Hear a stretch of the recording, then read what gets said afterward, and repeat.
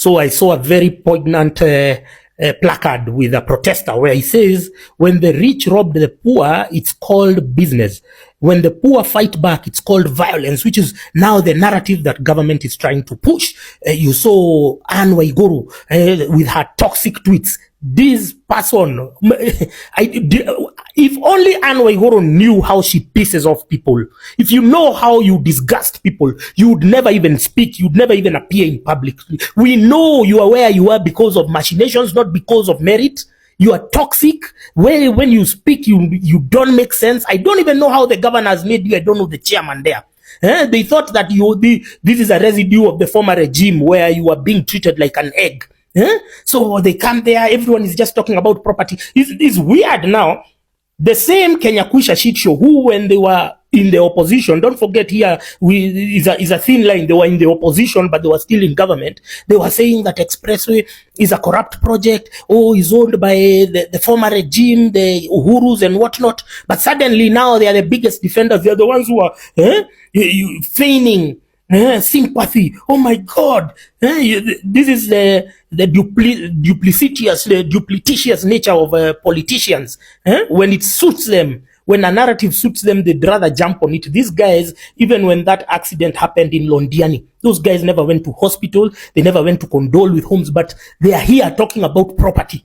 It shows you they don't value human life, which is why they are dispatching cops to kill people. And they are spreading the narrative that, you guys are causing violence and now we are going to crack down. Let's review a few videos here and there. Let's start with the Nakuru. Let's start with Nakuru. Look at this cop who is firing live ammunition, that AP with an AP whatever. Look at him there. That was in Nakuru, where they killed people, the same cops. Now look at this is, I think, in Nairobi. Just look at them going to raid people. Now why are they hitting that border? Now they are bombing borders, these cops. What's wrong with these stupid cops? What's wrong with these fucked up cops? Just look at them now. Why are they destroying property? Why are they destroying property? Just look at them. Just look at them.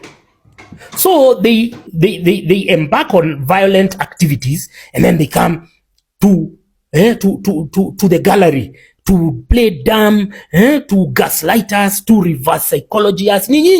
Now let's listen to a clip Sonko said like 3 years ago, where he said and he admitted that they in government were the ones who are orchestrating violent incidents so as to project the peaceful protesters as they are the ones who are causing violence. Listen to this clip. Tukanunua magari second hand kwa mashowroom, tukazichoma huko Ngong Road. Ionekane ni ODM, kumbe ni deep state na system.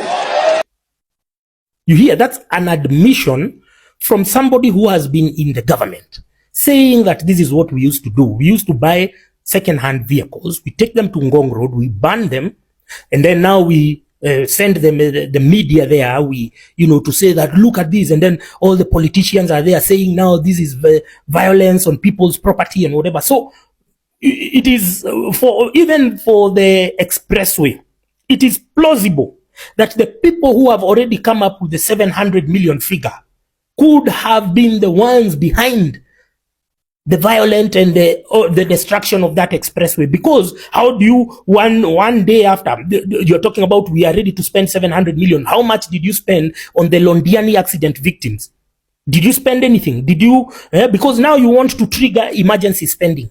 We know how you in this crisis, in any war, they are the profiteers. They are the people who make money. So you want to profiteer from a situation, and now we are even suspecting that you could have been behind, because you've had Mike Sonko himself. I told you here, we only deal with facts. We only attach credible reference material.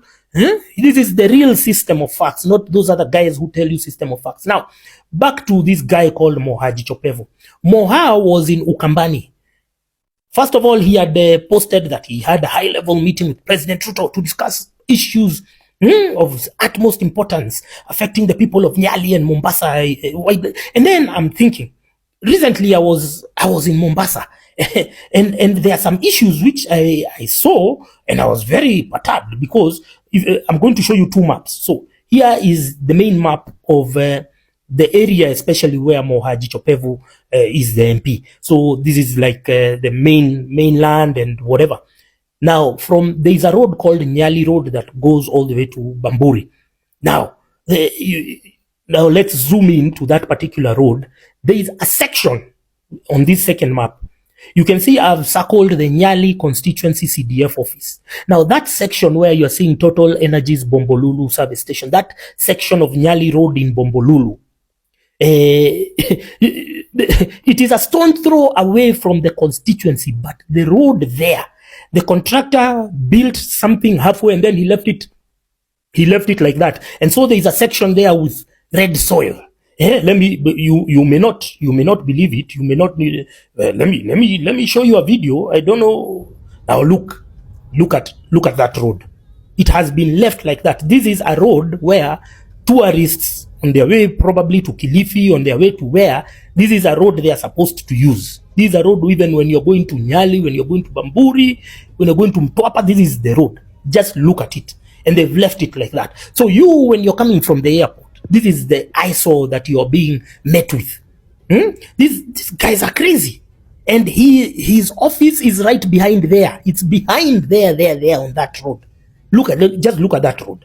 These guys have no shame. And he's saying there that he has gone to talk to the president about development issues. These are things he's supposed to have spoken about them in the media, in parliament. That's why he was elected. He was not elected like Jalango to spin the lie and the narrative that, we are going to State House for development issues. These are operational issues, technical issues, which you are supposed to resolve with the contractor on the ground. Now, let me show you another thing. Yeah, because Mohaji Chopevu is trying to insult our collective intelligence. When you're leaving Mombasa, there is a place called Makupa Causeway. Yeah, that Makupa Causeway is just look at it.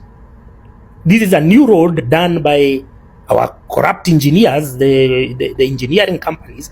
It is dark. Now, this is an issue he should have spoken in parliament, because these are tourists being ferried back to the airport, back to the SGR on a dark road. Why? This is now the Makupa Causeway. Just look at it. It is...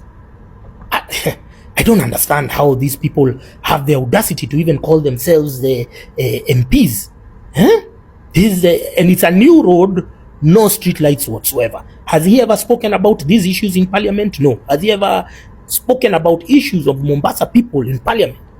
I'm yet to see something on the Hansard, something spectacular. And now the Mombasa people, you have to know, do you want to be dragged into this extreme politicking, extreme sycophantic politicking, high voltage politics? Do you want to be dragged in that trajectory, or do you want somebody who is issue oriented? I think Mohaji Chopevu is surviving off the residue of the work they used to do with John Allan Namu, but now he's become a toxic sycophant. Now we are doing away with sycophancy because we want results. Now let me show you another thing. On the bypass, as you're exiting Mombasa now to head maybe to the SGR station, it's called the Dongo Kundu. That road is pitch dark.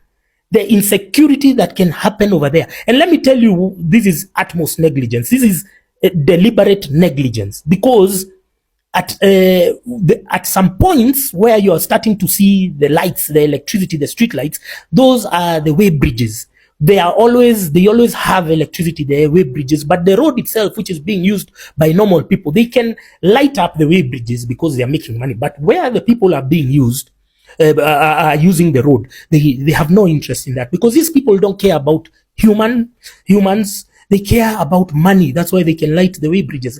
Mohaji Chopevu has never spoken about that in parliament. He's never petitioned Kenha and the people who are fixing the roads in parliament. He is now engaging in high voltage sycophantic politics. Now, the people of Nyali, the people of Mombasa, munataka msenge kama huyo. Do you want somebody like that? Huyu mtu amekulia his previous assignment in the media, but now I don't think he was elected, because when Mombasa was voting ODM, he was one of the few people elected because people thought he's going to be a performer. But look at him now. He's becoming a sycophant.